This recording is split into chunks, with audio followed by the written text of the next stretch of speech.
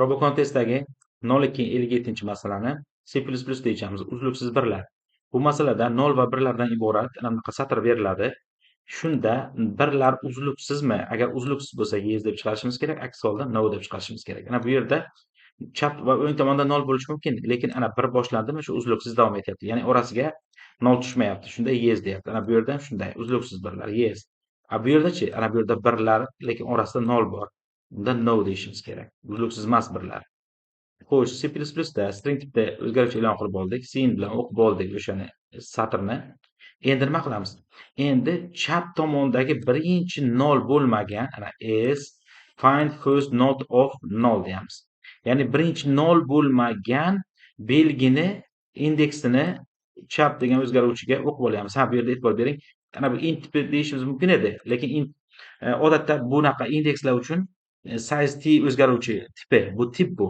Xuddi int tipidagi xuddi, lekin bu negativ bo'lolmaydi, ya'ni manfiy bo'lolmaydi. Shunga size t ishlatiladi odatda. Int desangizlar ham farqi yo'q, ishlayveradi bu yerda. Demak, chap o'zgaruvchiga topib oldik birinchi indeksni. Keyin endi o'ng tomondan find last. E'tibor bering, bunisi first emas, endi last.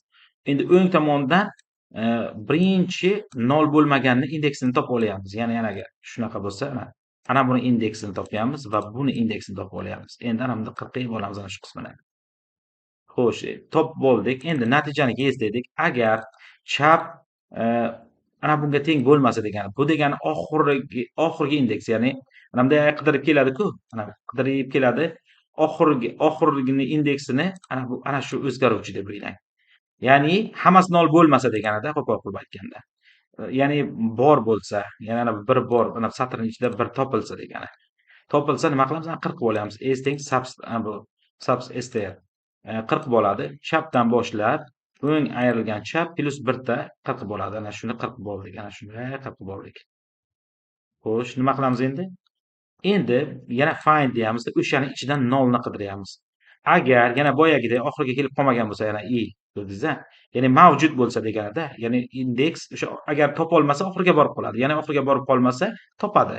0 ni topadi. Ya'ni endi 0 mavjud bo'lsa o'shaning ichida no bo'ladi. Aks holda yezligicha turibdi. Siyol bilan natijani chiqaramiz. Accepted bo'ldi. Bu degani to'g'ri degani. To'liq videoni ko'rish uchun havolaga bosaman.